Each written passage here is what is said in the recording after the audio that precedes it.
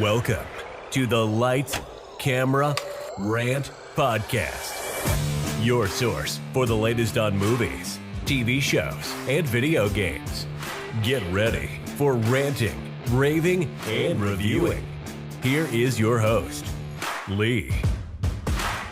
Hi everyone, welcome back for another edition of Lights, Camera, Rant. For anyone new, welcome. And for anyone who's returning, you know exactly where to sit, plunk your ass, and get ready for another episode. So a little bit of housekeeping before we get into this episode. First things first, if you haven't already, please go check out my last episode, which is episode 50, where we do a Doctor Strange 2 review. It was my very first video podcast episode. It was a lot of fun to make. A little bit more bigger than just doing audio. I was like, whoa, there's just so much more into this. I've done gaming reviews before, which only went for about 12 to 15 minutes. However, this was a full 1 hour length episode. So definitely go check that out. Streaming on Spotify and YouTube. And of course, anywhere else you do get your podcasts for the audio versions everywhere. So definitely go check that out in the links. Also, a big thank you to everybody who's currently following me on Instagram. We currently hit 400 followers, which a round of applause. You know, guys, the biggest thing is that I do appreciate is that when you are following, it's just the interaction I get from you guys. Speaking, when you guys comment on a post or message or share, it just creates that discussion and just getting different people's point of views on movies, TV shows, and video games. It's been a lot of fun going on this journey and the amount of friends I've made from this. So definitely come and hit me up on Instagram or any platform. I can't wait to talk to you guys and share, talk about opinions, especially with everything that's coming out so far. Halo, The Boys, it's all around the corner, of course. So big thank you to everybody. And if you haven't already seen the fact that Mark My Words has just released his brand new merch with his brand new design, the man is doing a fantastic job over there. Me and my partner Maddie were the first ones to go get the new merch, which looks fantastic. And the Lights Camera Rant merch looks a little bit, but Mark My Words, fantastic. He's done a great job on these. They look great. They feel great. So definitely go hit him up to get some of this merch because it's, it goes a long way for us. And the man is pumping out videos on his YouTube channel every Friday of gaming reviews and obviously gameplay. So definitely go check that out. The man is going places. So, without further ado, let's get into today's episode. So, as you guys know, we like to get into the news and then we get into the reviews. Which the reviews is a recap of the last 3 episodes of Halo right before the season finale. Which, oh my god, Halo is, trying to watch this at the same time as Moon Knight. I'm not gonna lie, it's been interesting watching Halo, to say the least. So, but hey, I'll get into that later. So, the first bit of major news that came in the past week, which I was completely shocked about when I saw it, was the fact that Joe Rogan got knocked off his pedestal as the #1 streaming podcast in America and multiple countries. And the funny thing is, it wasn't by another podcaster, it was by Batman. Batman is more popular than Joe Rogan. So if you haven't already seen, there's a brand new episodic podcast that's come to Spotify called Batman Unburied. It's about a brand new villain called the Harvester who's terrorizing Gotham. However, Batman is nowhere to be seen. Bruce Wayne has no memory of being Batman, and he currently works as, I think, a psychiatrist or in the hospital of Gotham General. So it's up to Barbara Gordon to try and find out where Bruce Wayne is and to beat the Harvester before it's too late. I've listened to 1 episode. It is fantastic. It's really good. However, it beat Joe Rogan as #1 streamed. And I was like just amazed when I saw it. I was like, hey, Batman for the win, FTW, which is fantastic to see. And Not to mention what's going to happen next. Is he still going to beat Joe Rogan, or will it obviously die down as the episodes come out? But definitely let me know in the comments. Have you listened to Batman Unburied? Do you enjoy it? Or you're like, no, Joe Rogan would just overtake again. This was just a bit of hype. So let me know. Moving on, we also got big news, the fact that we currently have our 14th Doctor. Jodie Whittaker will be finishing up her run as Doctor Who, and I am going to butcher this terribly. Ncuti Gataway is going to be your new 14th Doctor, which is just amazing in the span of time. But yes, Jodie Whittaker will be finishing up and will be replaced with this gentleman. So guys, tell me, did you enjoy having Jodie Whittaker? Or you're like, no, it has to be a guy. You can't do that. Or just generally her run was shit.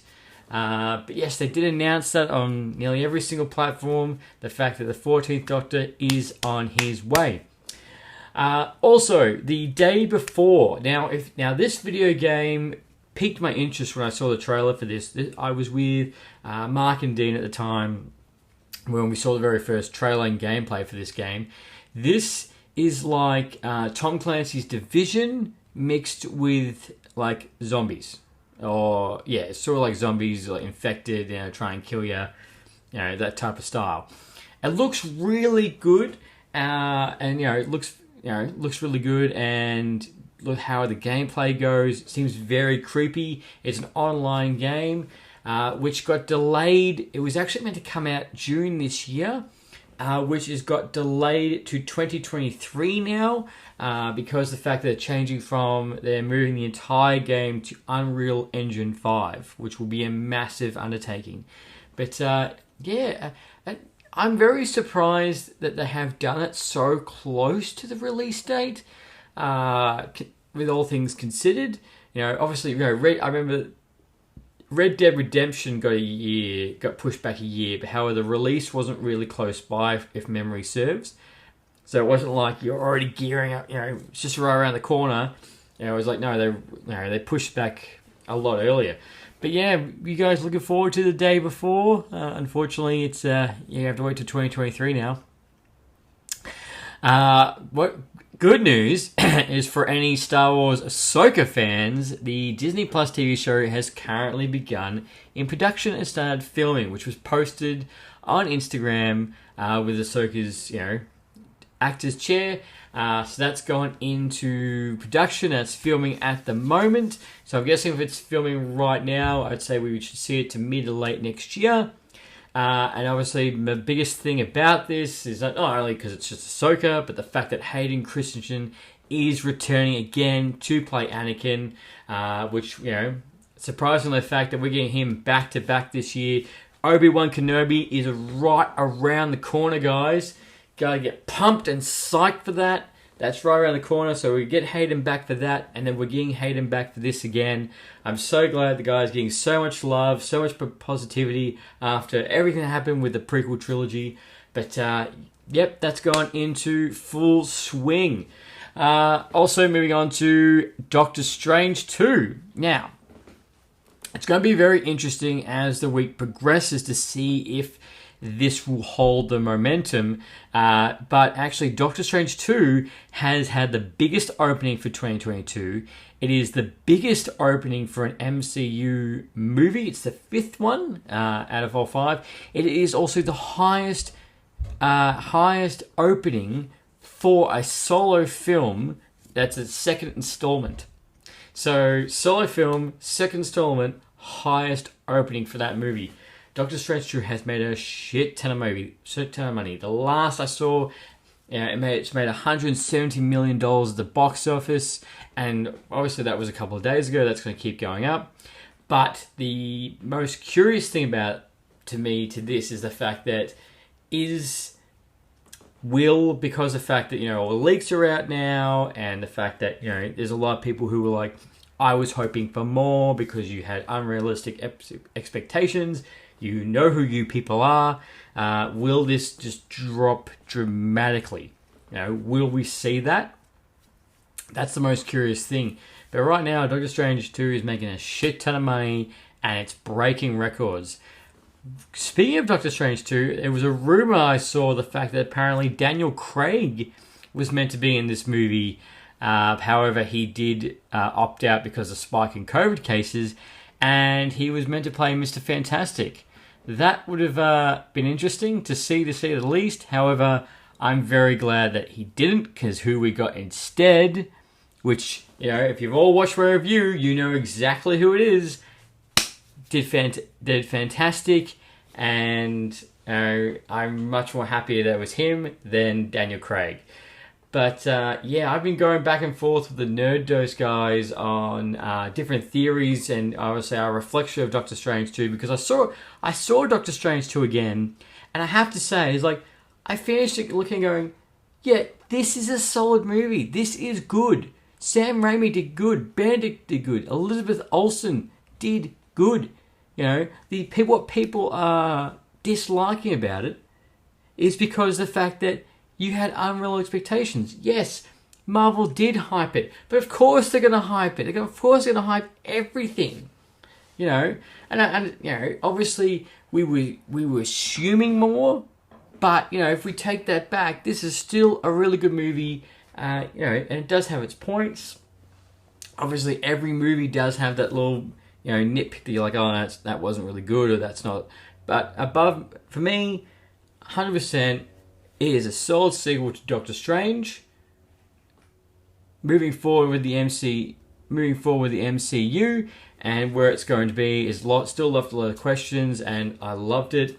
So, for all those haters out there, like, this didn't live up to the hype, you have unrealistic expectations. Bring them down, buddy. Bring them down. Moving on, now, at the time of me releasing my last episode, this had not been released onto YouTube yet, which was the trailer for the brand new Avatar movie, Avatar 2: The Way of Water, which has seen a massive viewership. It apparently has outdone the last Star Wars movie in amount of plays within 24 hours. Now that's out, guys, what do you think? Like, I rewatched the trailer, obviously, because I saw Doctor Strange 2 again, and I thought, yeah, I'm going to go see this, but I'm not overly hyped for it. It looks gorgeous. It looks stunning. However, I'm like, that's just obviously just a couple of minute trailer, obviously just doing aerial shots, just to get you a big feel for it. I'll be more curious to see trailer 2 when they do a lot more, obviously about the story. So Avatar 2 is coming out at the end of this year in December. It is nearly a 14-year gap between the first one, which came out in 2009, which is a long time for a sequel. I know it's not the longest time a sequel has come out. However, it's still a decent amount of time. And the biggest thing for me going into this movie is I'm very curious to see how much money this is going to make. Will it come close to its predecessor? Will it come close to Endgame? Like, that's the thing, is like, where will it situate? With everything going on, because at the end of the year. But I'm not going to say I'm going to be rushing out to go see it, but I probably will go see it within the first 2 weeks to obviously see, because it's going to just ramp up the hype, obviously, and what it's going to be for its first opening night, what's it going to be like that as well. But Avatar 2 trailer's out now. Go check out on YouTube, and guys, let me know. Again, is like, are you excited for this, or are you like, I don't even care anymore, it's been too long, should have come out sooner, James Cameron takes too much time. Which I've all heard all of it. Moving on, for any Gotham Knight fans, I have some terrible news for you. Xbox One, PlayStation 4, there will be no game. You will not get Gotham Knights on those two platforms. The developer has announced the fact that they really want to optimize for PlayStation 5 and Xbox and PC. So unfortunately, those two consoles have been left to the wayside, which the terrible thing is, guys, is you're going to see this more common happening. Is the fact that you're going to see the fact that more games are going to come out and they're not going to port it to those two consoles anymore, because the gap from when the new PlayStation 5 and Xbox have come out is that's nearly a year. Like, the window's so big now, so unfortunately this will become more common, which is really really sad. But obviously with the progression and everything going on, you guys are going to have to jump onto the next gen. Real quick, I forgot to mention before, which this was another news thing that I didn't know about at all, and I'm so glad it didn't happen, is that Benedict Cumberbatch apparently passed on the role of playing Malekith in Thor 2. Thank God! Thank God he passed on that role, and he, passed on that and became Doctor Strange, because Thor 2 wasn't a complete mess. It wasn't, it wasn't just like, this is utterly garbage. It has some good merits on it. However, it's just not, when I have no doubt, even with Thor 4 coming out, I haven't seen it. Thor 2 will still be the weakest out of the Thor quadrilogy. I have no doubt. But the thing is, it's not the worst. It's not the worst MCU movie. I'm not going to tell you what I think is the worst MCU movie. That's another conversation for another day. But it's not that bad. But I completely understand. But even if Benedict Cumberbatch did play Malekith, I don't think it would have been a saving grace at all. But I'm so glad he didn't, because we got Doctor Strange instead. For any Elden Ring fans, now this Elden Ring has sold 13.4 million copies in a single month of the game coming out. A single month. 13.4 million copies of this game. This near perfect 10 out of 10 game sold that many units. The closest thing next to it was God of War, which sold 5 million. So it's double the amount and then some. That's an astonishing amount of game being sold in a single month of 30 days. Like, wow. I sound like Owen Wilson, but shit.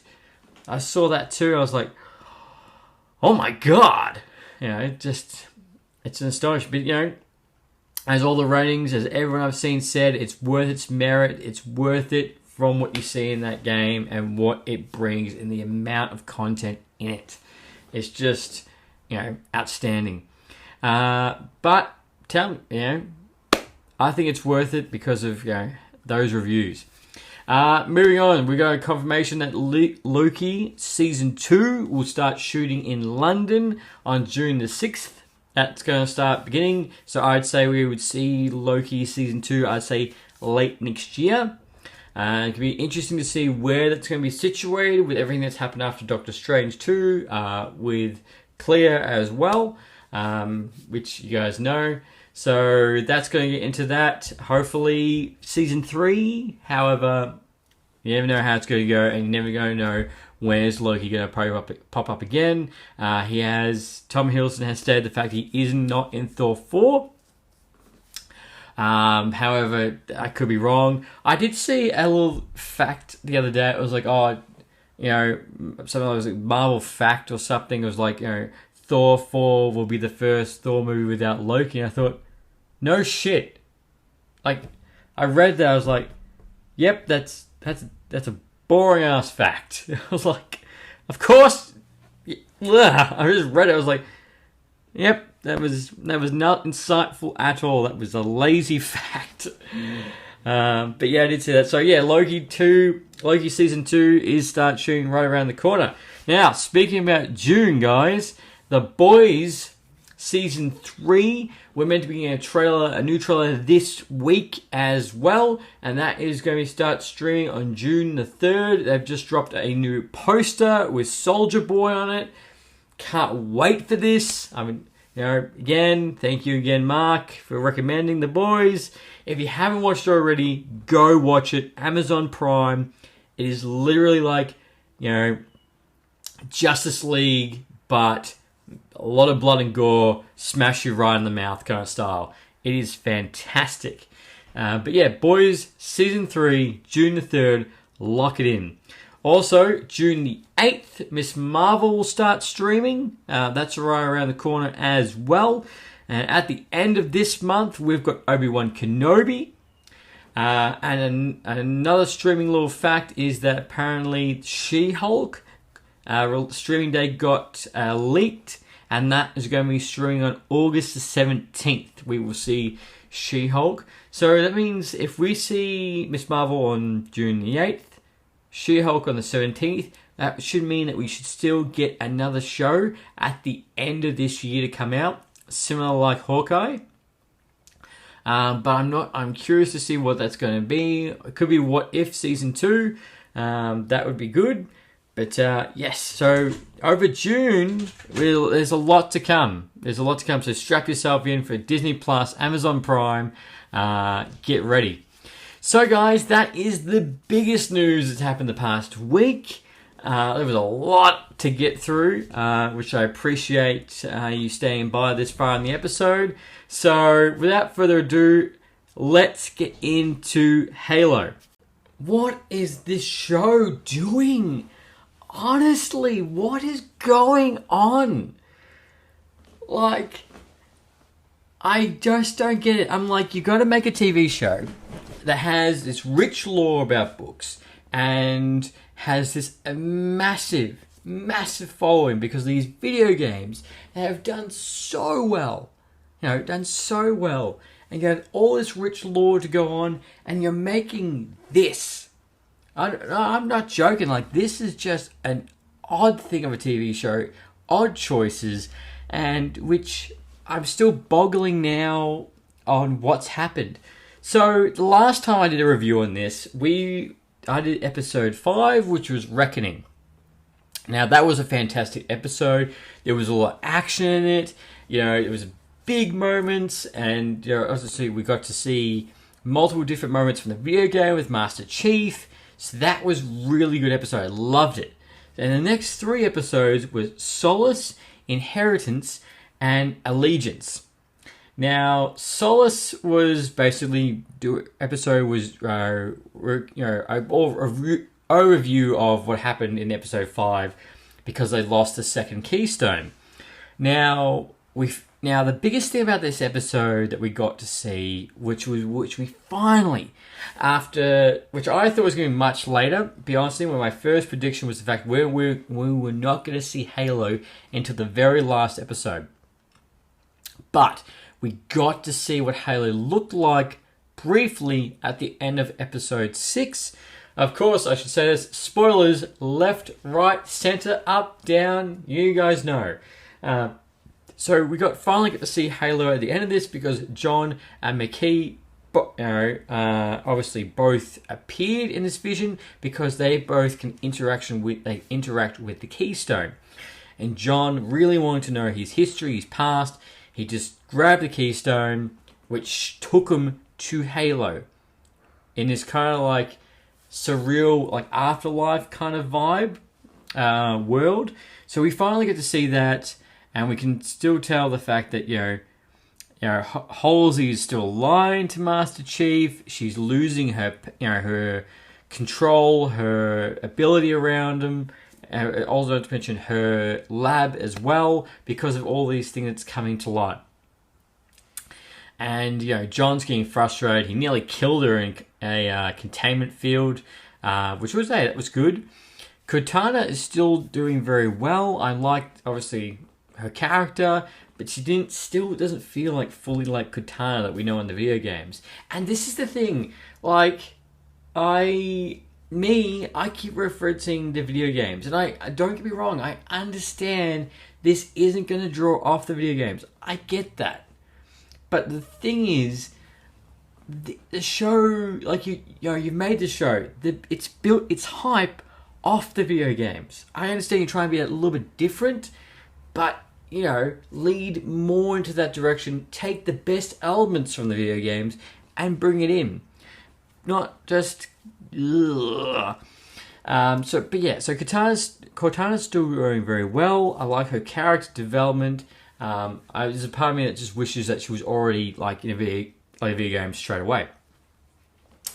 But we did see the fact that John was trying to scare Halsey to tell him the truth in this this containment field that was going to release toxic gas, and he was trying to go into Cortana to control him, which she didn't in the end because apparently she can't control him. She can only make him go to sleep. So that was the biggest thing about the episode, and then obviously we see more interaction with McKee. She gives her background of how her experiences with the Keystone, and the fact that obviously because of that, what's led to John to touch it and finally get to see Halo. And it's a beautiful scene. When they look at the Halo, it's almost very reminiscent of the video game where, when you first saw Halo as a player, you were looking up and down, left and right, and it was a full green field right before, I should say, a lovely green field. If you looked at 3/4 of the direction, the other direction was your spaceship crash with your colleagues dead. That was the other bit when Halo first started. But I liked the episode. I liked it. I was like, okay, that was good. So I was like, all right, so 7, where they're going to go right into this, and we're going to break it down on what they saw, and how is this going to progress? No, it didn't. Episode 7 did not do that. There's a show is called Halo, and Episode 7 doesn't even contain Master Chief. Episode 7 doesn't go on about Episode 6 at all. At all. So Master Chief is in it. I lie. He is in it, but not as a character, just more as a vision. That's it. Doesn't talk. Literally almost just cameo in his own episode, or own TV show. Not to the same degree as Boba Fett. So this episode was all about Quan, and all about her trying to discover the truth about her family, what her dad saw, why he was trying to protect Magical, with everything going on.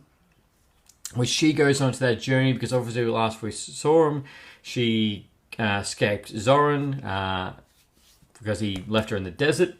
We saw that Zoran went back to his home, Meteorite. His home, where his home is. He had a small power struggle with a little bit of a weasel, no joke.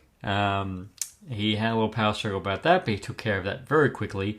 But this episode is all about Quan. And this is what I was saying in my last review. Is I don't give a shit about Quan's story.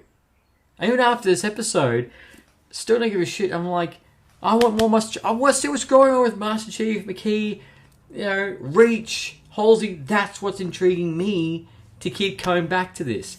Quan's story about, family, legacy, what, cool. Fantastic. Move on, please. So the thing is, all the acting in this TV show is fantastic. It is great. I'm loving it. I still love the fact they got the original voice cast for Cortana. That is my favourite bit. But yeah, this episode obviously about being Quan, leads into her finding these sandwiches. Yes, that's exactly how I said it. Sandwiches, which show her this vision where she's trying to fight Master Chief. She has to try and kill him. However, it's not about her killing him, and then he shows her apparently this little vision where she leads to her dad, where her dad tells her briefly that they have to protect Magical because it has something to do with Halo.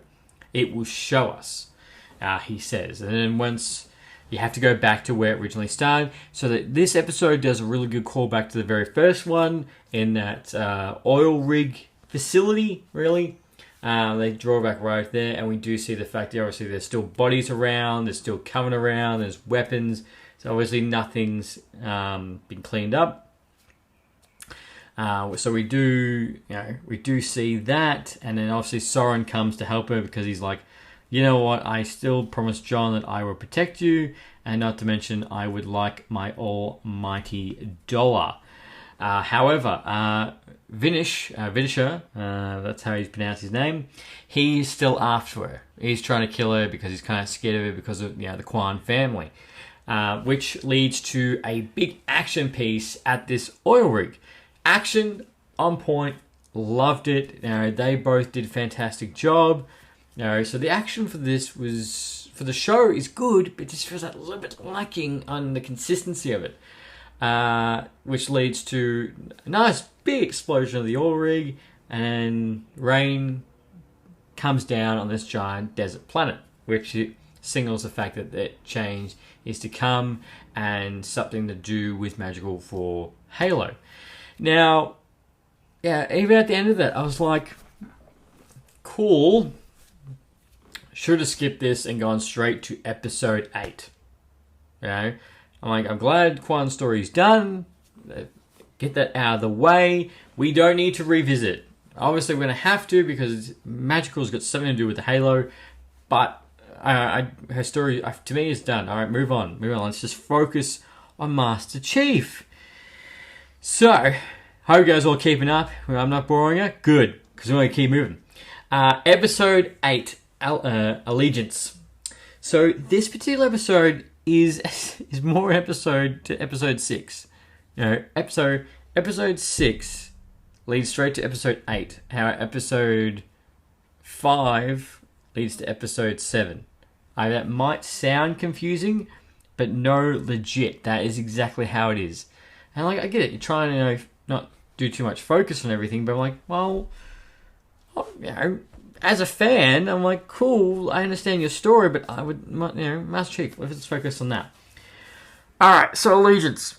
Now, oh my god, this is the part that I couldn't understand. So, spoiler alert, obviously I did say that earlier, Master Chief has sex with Cortana watching, and he has sex with McKee. He falls in love with her.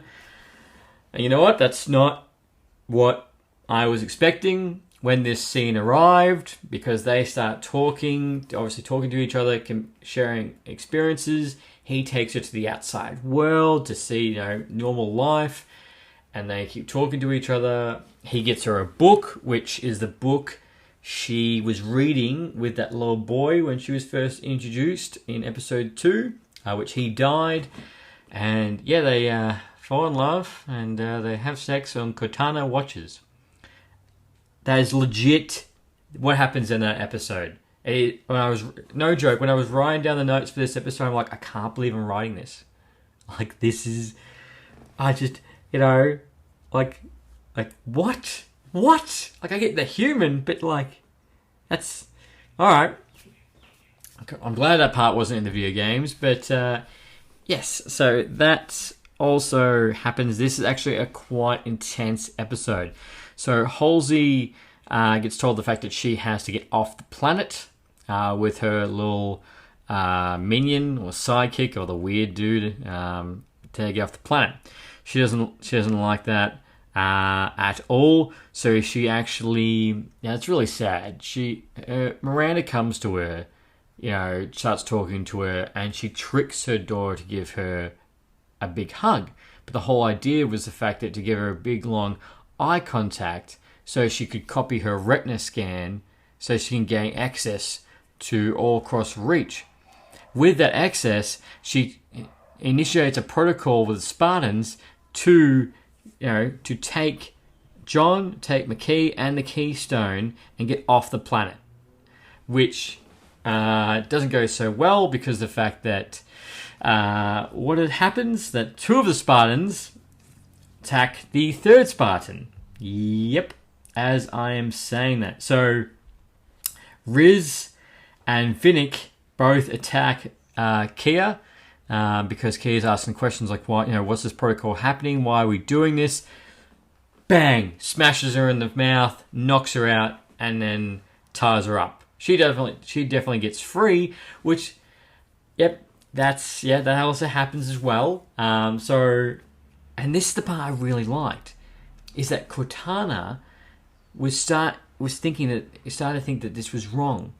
Everything that was going on, because what Halsey wanted to do was the fact that Cortana takes full control of John. John is gone. She can take full control of the body, which Cortana doesn't like. And in this episode, you really see her emotional human side, the fact that, something's not right, with Halsey, and, it's just human emotion, with John.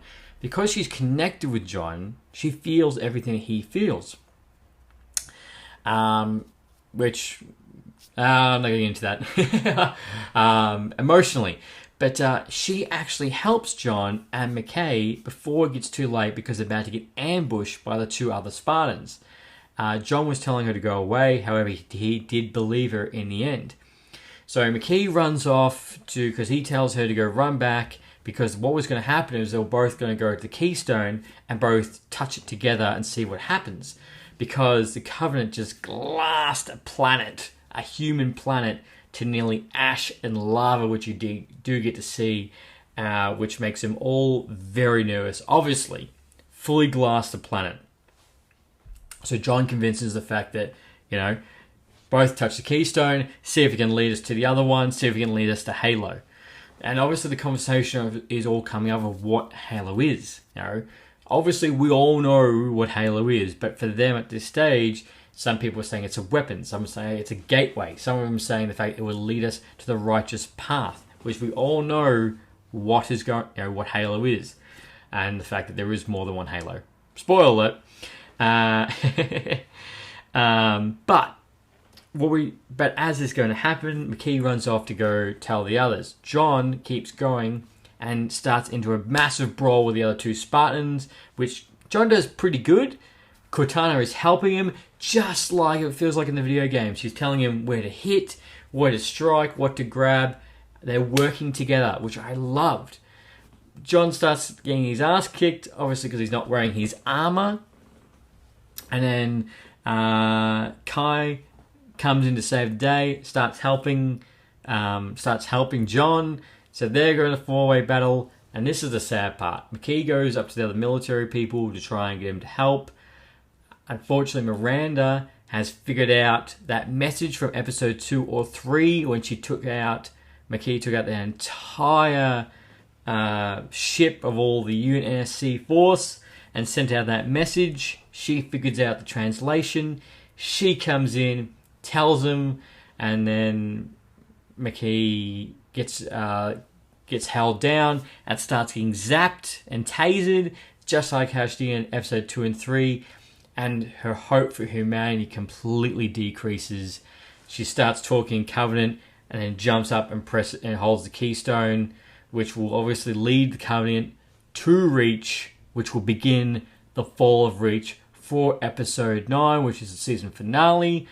I have no doubt this will begin Fall of Reach, and which leads to them both having... It does a massive wipeout at the UNSC force at Reach.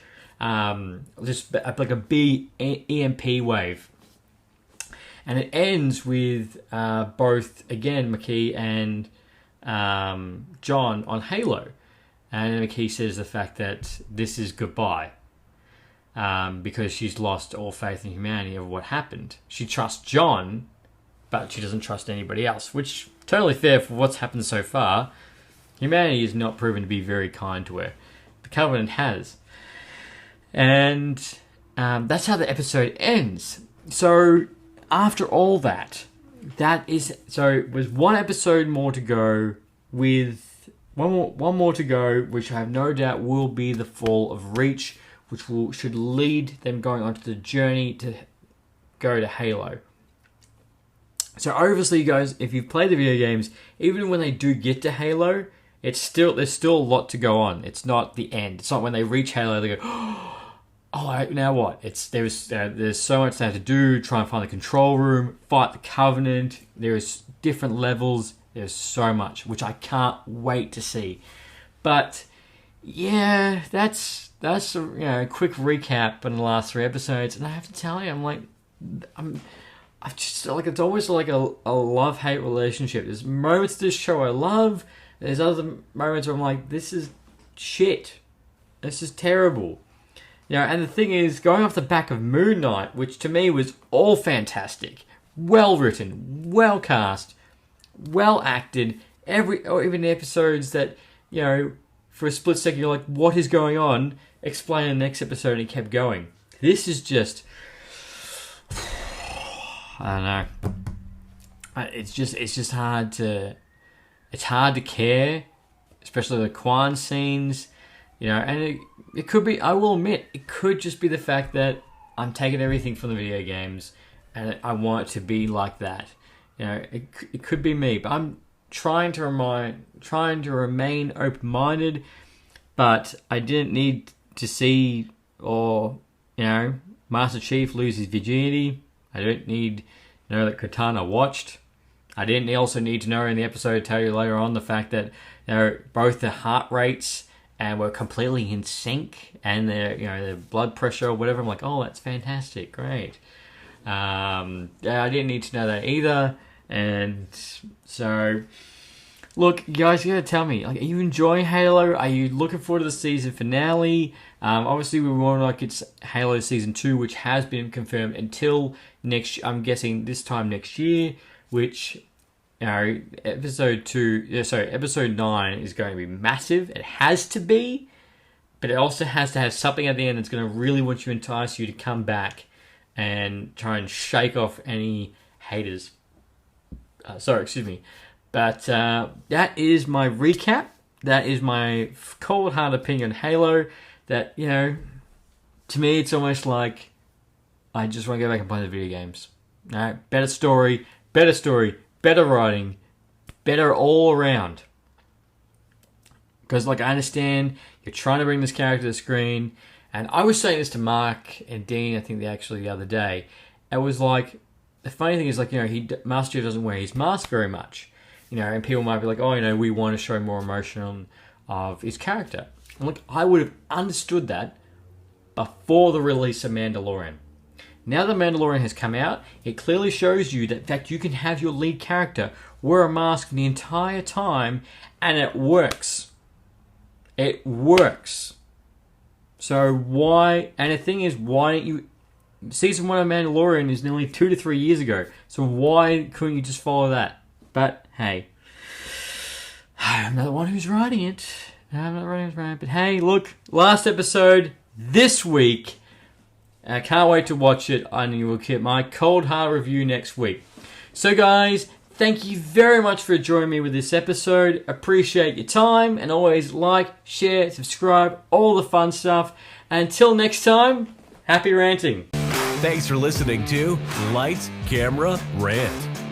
If you like the show, don't forget to subscribe so you don't miss a single episode. While you're at it, leave us a rating and review, and be sure to tell your friends. Until next time, happy ranting.